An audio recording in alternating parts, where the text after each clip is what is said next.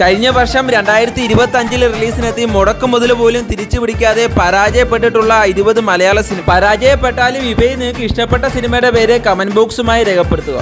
Number 1, കഴിഞ്ഞ വർഷം ആദ്യം തിയേറ്ററുകളിലേക്ക് റിലീസിനെത്തി പരാജയപ്പെട്ടിട്ടുള്ള ടൊവിനോ തോമസിന്റെ ഐഡന്റിറ്റി. നമ്പർ 2, സൗബിൻ സാഗിർ, ബേസിൽ ജോസഫ് എന്നിവർ പ്രധാന വേഷത്തിൽ എത്തിയിട്ടുള്ള പ്രാവിൻകൂട് ഷാപ്പ്. നമ്പർ 3, അത്യാവശ്യം നല്ല സിനിമയായിട്ടും പരാജയപ്പെട്ടിട്ടുള്ള ഡേവിഡ്. നമ്പർ 4, OTTക്ക് പോലും വേണ്ടാതെ കിടക്കുന്ന ബസൂക്ക.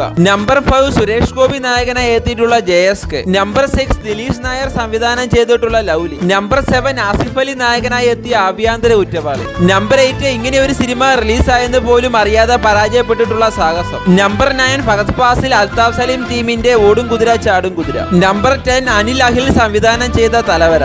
നമ്പർ 11, ആസിഫ് അലി നായകനായി എത്തിയ സർക്കിട്ട്. നമ്പർ 12, ധ്യാൻ ശ്രീനിവാസൻ നായകനായി എത്തിയ ആപ് കൈസേ ഹേ. നമ്പർ 13, അൻസുര രാജൻ, ഷിജിൻ ഗോപു എന്നിവർ പ്രധാന വേഷത്തിൽ എത്തിയ പൈങ്കിളി. നമ്പർ 14, നല്ലൊരു സിനിമയായിട്ടും പരാജയപ്പെട്ടിട്ടുള്ള ഔസേപ്പിന്റെ ഒസിയത്ത്. നമ്പർ 15, ഈ സിനിമ തിയേറ്ററിൽ പരാജയപ്പെട്ടുവെന്ന് വിശ്വസിക്കാൻ പറ്റാത്ത രീതിയിൽ പരാജയപ്പെട്ടിട്ടുള്ള Dominic and the ladies purse. Number 16, Rajesh Madhavan നായകനായി എത്തിയിട്ടുള്ള ധീരൻ. നമ്പർ 17, ജിത്തു ജോസഫ് സംവിധാനം ചെയ്ത മിറാജ്. നമ്പർ 18, പൃഥ്വിരാജ് സുകുമാരൻ നായകനായി എത്തിയ വിലായത് ഗുപ്ത. നമ്പർ 19, ലാലേട്ടൻ നായകനായി എത്തിയ വൃഷഭ. ഇതിൽ അവസാനമുള്ള സിനിമ കളക്ഷനിൽ ഹിറ്റ് ആണെന്നാണ് അറിയാൻ സാധിക്കുന്നത്, പക്ഷേ റിവ്യൂസിൽ വലിയ ഫ്ലോപ്പാണ്. ആ സിനിമ ഏതെന്ന് നിങ്ങൾക്ക് മനസ്സിലായെങ്കിൽ അത് കമന്റ് ബോക്സുമായി രേഖപ്പെടുത്തുക.